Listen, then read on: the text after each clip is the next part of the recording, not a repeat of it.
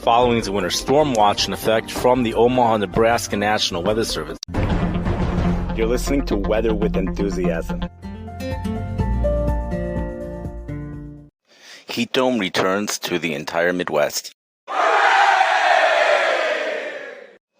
This episode contains the forecast for most of the Midwest, perhaps even all of the Midwest, for the holiday of Succos for the first 2 days, this upcoming Saturday and Sunday, the beginning of October, into the middle part of next week. Enjoy. There is a special emphasis on Chicago and St. Louis, Missouri. It's Tuesday evening, September 25th, 2023. The following is a 2-minute segment discussing the storm system moving across Illinois this evening into tomorrow. Following this 2-minute segment, we'll speak about the upcoming heat dome for the beginning of the Sukkot holiday this upcoming weekend. We have a storm system, a low pressure area. It's cold air aloft, which is centered right over the Minneapolis, Minnesota area as of a few hours ago.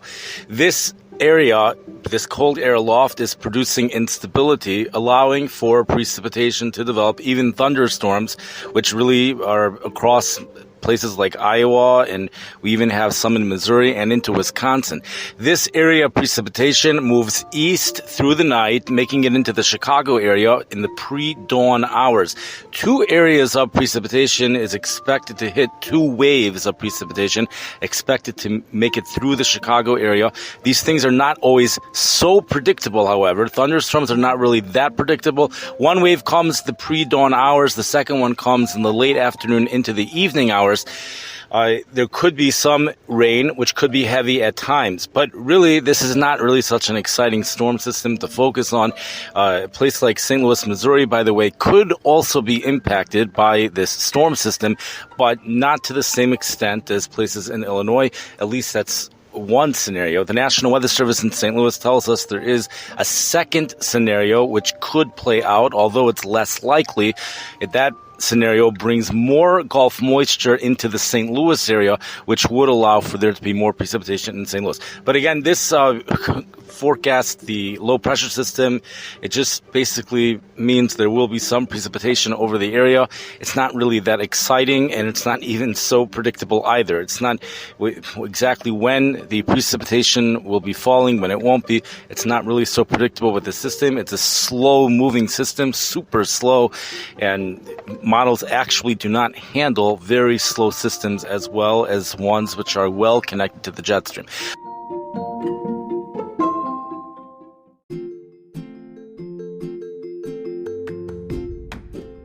Let's move on to the most exciting part of this weather forecast for the next 7 days. Comes for this upcoming Sukkot. We have a high pressure ridge. This is totally awesome for people living in the Midwest. Totally awesome. For the first 2 days of Sukkot, sunny and warm. Temperatures going well into the 80s. High confidence in this. High confidence. We have temperatures going into the 80s. No precipitation. Saturday, Sunday, this stays here for a while. Meteorologist Tom Skilling informs us that the high pressure ridge will be around into the middle parts of next week. Now, if you were to look at, let's say, the European computer model, you might think that the ridge is going to be around even past the middle parts of next week. And a lot of forecasters are continuing to forecast above normal temperatures, including the National Weather Service. They're forecasting above normal temperatures, not even for next week, but even the following week as well. We have going on right now, we have an omega block that's going to be here for developing late this week, next week. That's going to produce, it's like the Greek letter omega. That's what the United States jet stream is going to look like. And we will be in the warm area, and it's a block. So we're stuck in that warm area for several days, for many, many days. This is something that resembles more of a summer weather pattern, and therefore temperatures are in the 80s, especially for places which don't have to deal with a lake. St. Louis, Missouri, temperatures well into the 80s. You might even see some days going into the low 90s in St. Louis. Chicago, 90s is not really in the forecast at all. But following that, so the question is, will the cold air out west make it into the Midwest?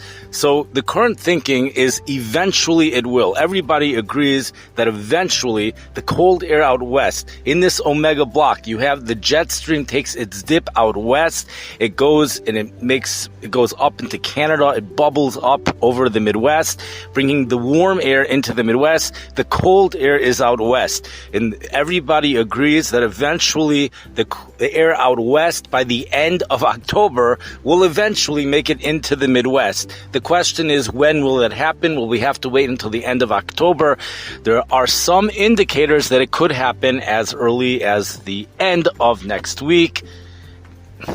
You won't see that on any app as far as I know, but that is something that was presented to a very large audience, so it's something to think about. But there is high confidence in the warmth until the mid part of next week. But in regards to what's going to be happening after that, that is in question. It's just too far out.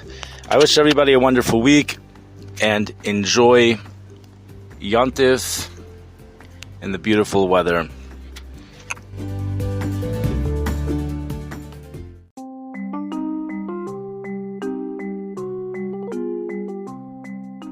You've been listening to Weather with Enthusiasm.